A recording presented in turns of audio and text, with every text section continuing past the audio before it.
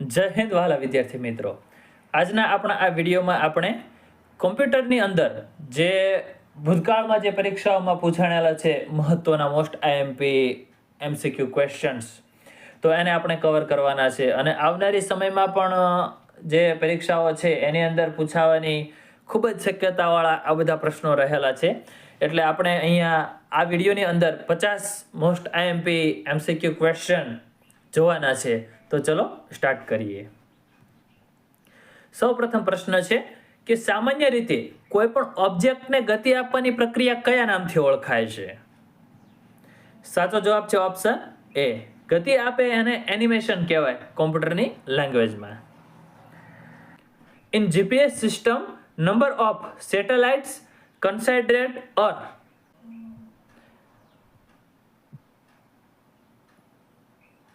B 24. HTTP નું પૂરું નામ A hypertext transfer protocol. Data ચોરી અટકાવવા માટે કોનો ઉપયોગ કરવામાં આવે છે? A ફાયરવોલનો ઉપયોગ કરવામાં આવે છે જેથી કોઈ ડેટાની ચોરી ન થાય. 5મા નંબરનો પ્રશ્ન છે .org, .gov, .com, .edu વગેરે શું છે? બી આ ડોમેઇન નેમ છે. .org છે એ ઓર્ગેનાઇઝેશન સંસ્થા માટે હોય, .gov જે ગવર્મેન્ટ હોય એની માટે, .com કોમર્શિયલ અને .edu એટલે કે જે શૈક્ષણિક વેબસાઇટો છે એની પાછળ લાગતા આ બધા શોર્ટ ફોર્મો છે. ISO નો આખો અર્થ શું છે?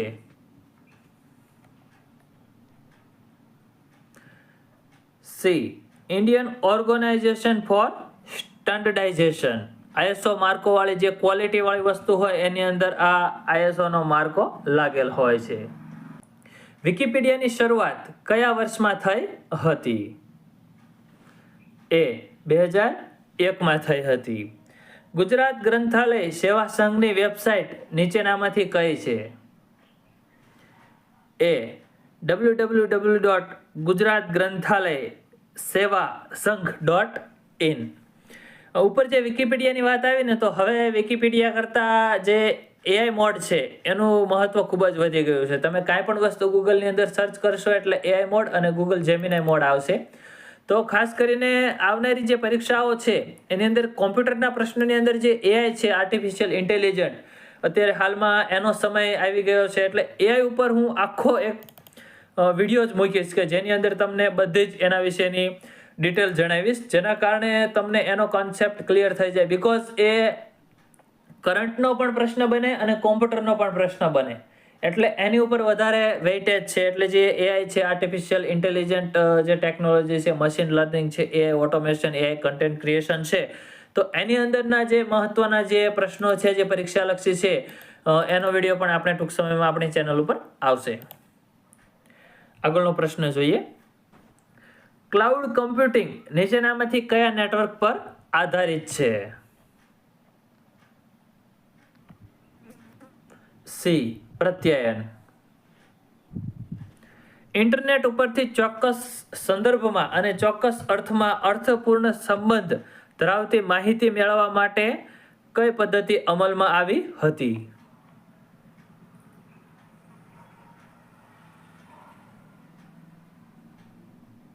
બી સિમેન્ટિક વેબ. સન 2000માં કયા નેટવર્કનું નામ બદલીને ડેવલપિંગ લાઇબ્રેરી નેટવર્ક રાખવામાં આવ્યું હતું?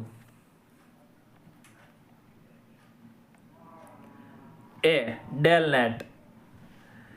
ઈમેલની ઇન્ટરનેટના માધ્યમથી આદાન પ્રદાન કરવા માટે શેનો ઉપયોગ થાય છે?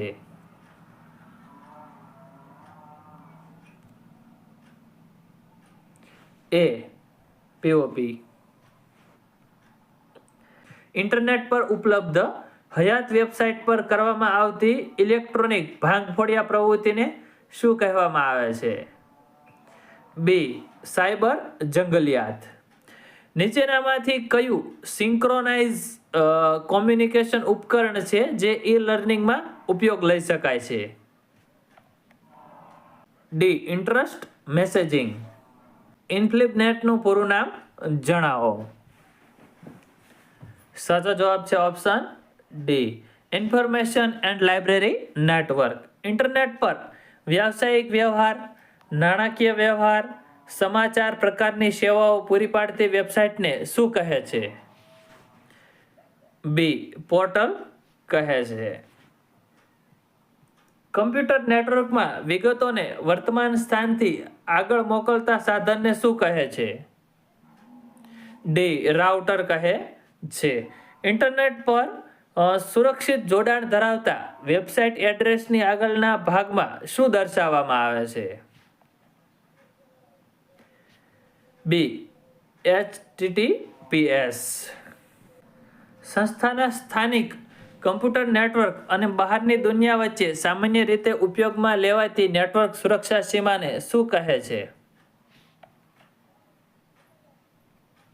સી ફાયરવોલ કહે છે.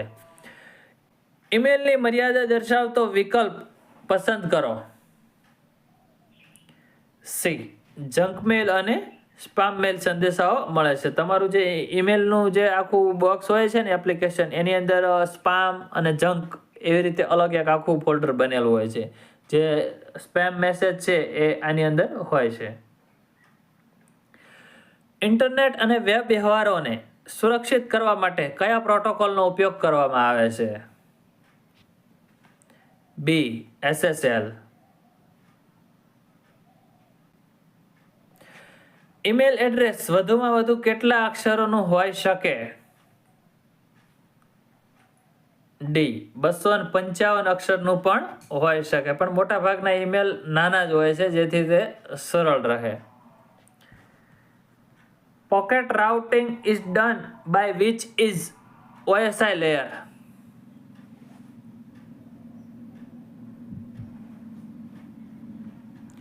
C network layer.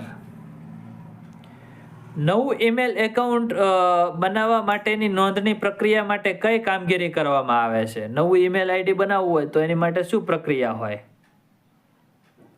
એ સાઇન અપ. પૃથ્વીની આસપાસ પરિભ્રમણ કરતા ભૂસ્થિર ઉપગ્રહ વડે પ્રાપ્ત થતી ઇન્ટરનેટની સેવાને શું કહે છે? C internet over satellite.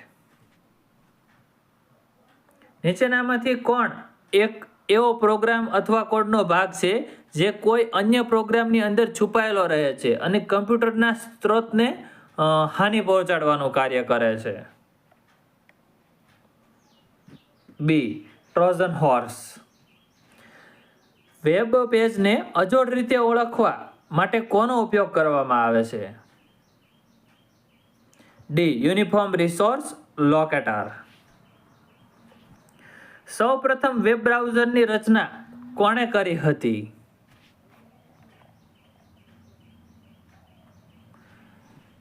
એ ટિમ બર્નર્સ-લી. કમ્પ્યુટર સિસ્ટમ કે નેટવર્કને સ્થગિત કરીને તેને નિરુપયોગી બનાવી દેવાના આક્રમણને શું કહે છે? એ ડેનિયલ ઓફ સર્વિસ. આ બધા સાયબર સિક્યોરિટીને લગતા પ્રશ્નો છે. BPS નું પૂરું નામ જણાવો. બીટ પર સેકન્ડ. સી. ગૂગલ કંપનીના હાલના ચીફ એક્ઝિક્યુટિવ ઓફિસર કોણ છે? ગૂગલના CEO કોણ છે? તો આપણા મૂળ ભારતીય, એટલે કે મૂળ ભારતના, અત્યારે હાલમાં અમેરિકન પણ મૂળ ભારતીય છે એવા સુંદર પિચાઈ ગૂગલના CEO. WN નું પૂરું નામ જણાવો.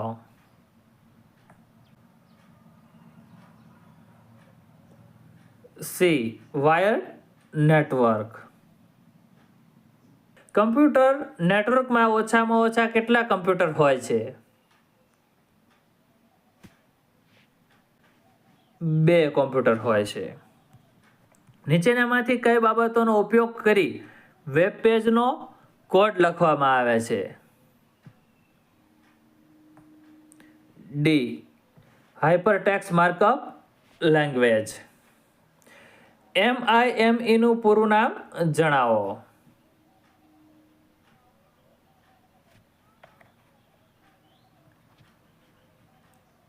A. Multipurpose internet mail extensions. બે જુદા જુદા પ્રકારના નેટવર્કને હાર્ડવેર અને સોફ્ટવેર દ્વારા જોડવામાં આવેલા હોય તેને નીચેનામાંથી શું કહેવામાં આવે છે? A. ગેટવે કહેવામાં આવે છે. નીચેનામાંથી બિન વાણિજ્ય સંસ્થાઓને કયું ડોમેઇન આપવામાં આવ્યું છે? C. ગો. જે ગવર્મેન્ટ સંસ્થાઓ છે એને GOV એટલે ગવર્મેન્ટ દ્વારા, અને જે વાણિજ્ય એટલે જે વ્યાપાર સાથે બિઝનેસ સાથે સંકળાયેલું હોય એને .com આવે. IP એડ્રેસ કેટલા બીટ નંબર હોય છે? D. 32 બીટ નંબર હોય છે. નીચે દર્શાવેલ પૈકી કયું સર્ચ એન્જિન નથી? D. ટ્વિટર નથી. ટ્વિટર એક સોશિયલ મીડિયા પ્લેટફોર્મ છે, ઇન્સ્ટાગ્રામ છે, ફેસબુક છે એની જેમ, પણ ગૂગલ, યાહુ અને MSN આ બધા છે એ સર્ચ એન્જિન છે. URL નું પૂરું નામ જણાવો.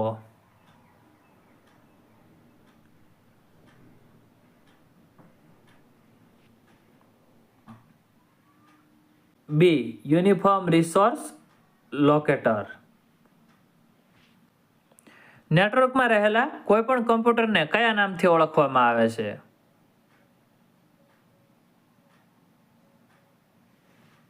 B. Node.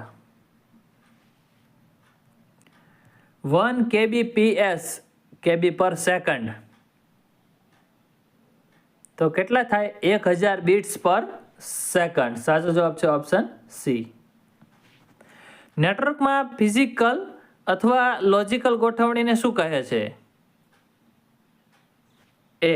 Topology. Network conjunction ક્યારે થાય છે? A. ટ્રાફિક ઓવરલોડિંગમાં. OSI મોડેલમાં જ્યારે પેકેટ નીચેના લેયરથી ઉપરના લેયર તરફ જાય છે ત્યારે હેડર C. કાઢી નાખે છે. મોબાઈલ થકી થતી ખરીદીને શું કહેવામાં આવે છે?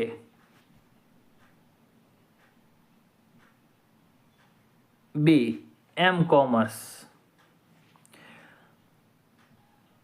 અનસોલિસિટેડ ઈમેલને શું કહેવામાં આવે છે? C. સ્પેમ કહેવામાં આવે છે. સ્પામ પણ કહે છે. ઇન્ટરનેટ દ્વારા કમ્યુનિકેશન માટે પ્રોટોકોલને નીચેનામાંથી શું કહેવામાં આવે છે?